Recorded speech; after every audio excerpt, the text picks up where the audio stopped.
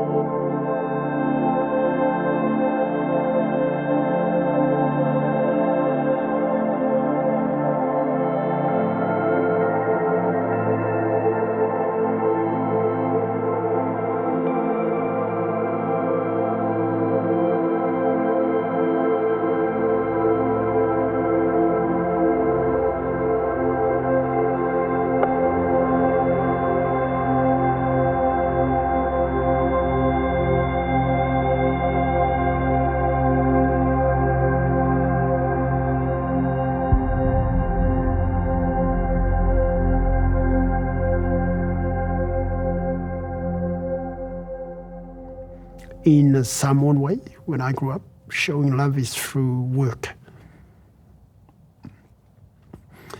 And I thought I was doing the right thing. So I was working hard, as men do. Putting food on the table, working hard. But the biggest lesson that I learned from Donna was this, I'm not in Samoa. She's from a different country, and what she needs was a little bit more show of affection. You know, taking her for a walk, taking her to dinner, taking her shopping, things like that. And so I learned a little lesson anyway, not just working around the house and making sure I'm at work, putting food on the table and so on, but just to show love through other means. Not the way that I perceive love, but the way others will want to be loved. And so it's a big lesson for me. Even down to listening skills, which I'm really bad at. And not trying to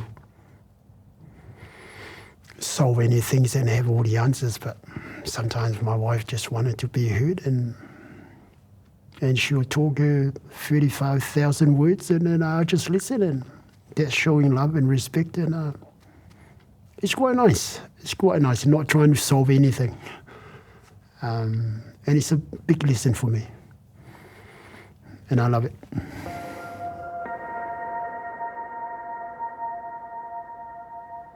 I think the way I'd know if she was mad at me, and this is like the number one kind of tool in a man's tool set to figure it out, is like, hey, are you all good? And if she says like, I'm fine, then you have to like really know the tones of I'm fine. If she says I'm fine really fast while not looking at you, that could mean she's angry, or she's like, not, there's something on her mind. It doesn't necessarily mean she's angry. It just could be she's concerned with something, you know? Maybe she just wants to decompress, which a lot of guys want to do. Because crazily enough, she asks me a lot of the time, are you all good? And I'd say I'm fine. And then she'd be like, something's on your mind. And I'd be like, yeah. And it's just that willingness to talk. I guess it's weird because like there's no generic kind of blanket you could put over it because everyone's different. When things aren't going too well with me and my partner, I always try to take a second to think. You got to ride the good times with the bad, and I try to reflect that no relationship's perfect, so I definitely have that in mind. But I guess I try to be honest with her, and she's very good at being honest with me. But to go on further on that is that probably like some of the things at the start of our relationship, I guess that would bug me, I let slide, like because I found it hard to pull her up on it. And since I have been honest on those little things, it's helped our relationship a lot. And it's helped me inside, like it makes me be better around her because I'm not annoyed that she hasn't made the bed and I'm a constant bed maker or something like that, you know. And it's really the little things. And I've realised that if you can get those little things out of the way and you can be honest about them, then that will save half your arguments.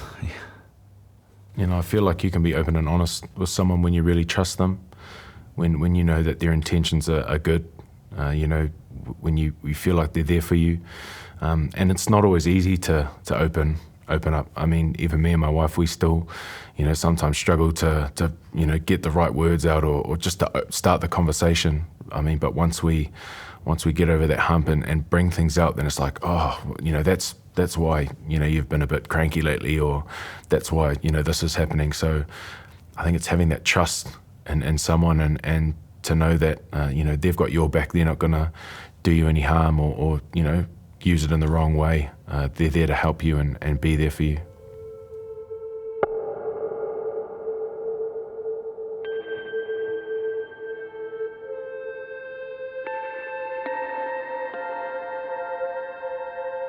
Everyone knows that when they need to be honest, when it might hurt, you have a choice.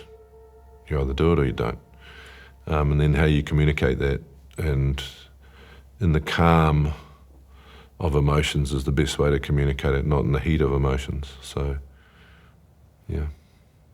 Yeah. When you're arguing and you're trying to fix it and you're still heated, like it just can't work. Through my experience, so a bit of like time out, and just communicating and listening. Putting the verse, oh, that's one. Listen. I use my tardiness. Listen to her point, or like their point of view, and yeah, and show understanding. It really is an individual effort to find the value in the other person and figure out whether or not it's worth getting to that other end. And that's how you know you love them. If you love them that much, it's worth the fight. So you'd be willing to kind of look at their point of view, and you'd be willing to let them look at yours. And I guess that's the hallmark of a good couple. My mum and dad have constantly argued over their 30-plus year marriage, but for some reason, even as bad as these arguments have ever been, they've always found some sort of resolution, and they love each other more for it.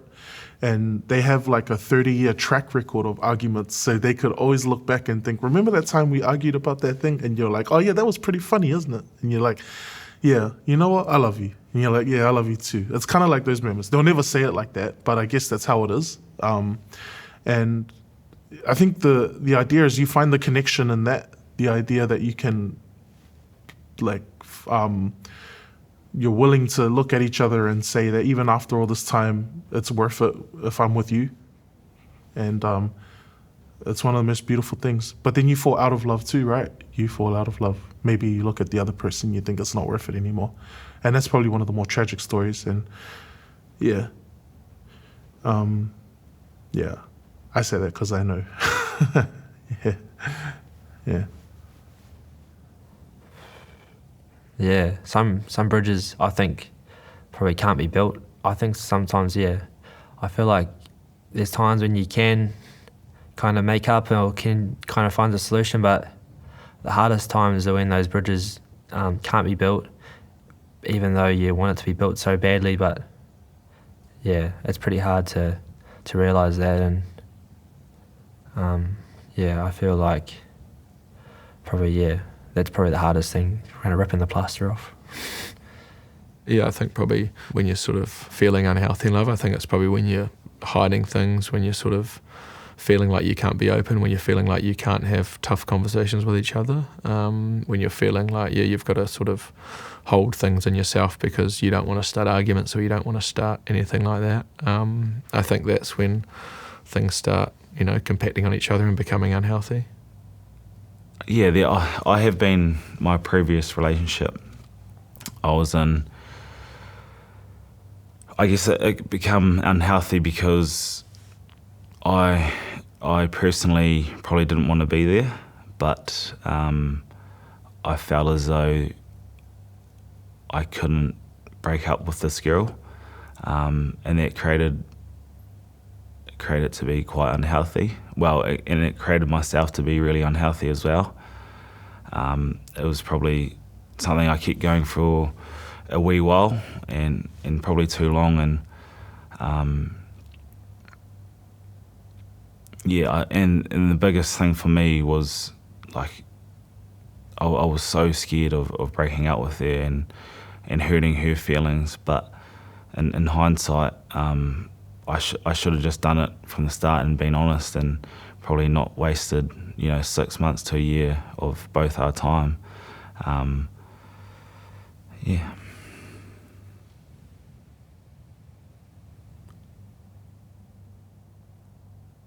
Like you grow up being dependent, on your parents, and then you want to leave home and you want to be independent. But then you find someone you're like compatible with, and so then you're codependent. And so if you're with them for like a substantial amount of time, that codependence grows and grows, and then if that's taken away from you, that's a substantial part of your life taken away from you, so that's pretty scary. Losing someone you love. Yeah, it was one of the biggest upsets of my life up to this point.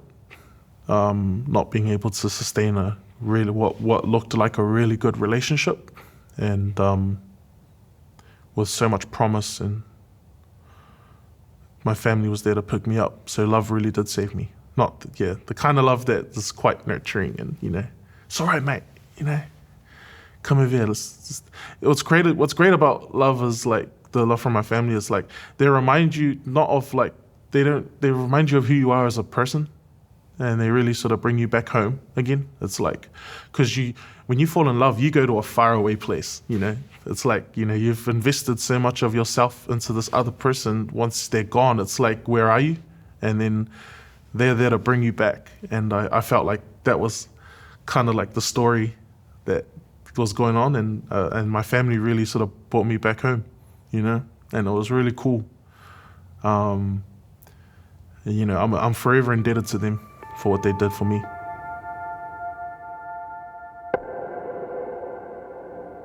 People will hurt, and that's part of life.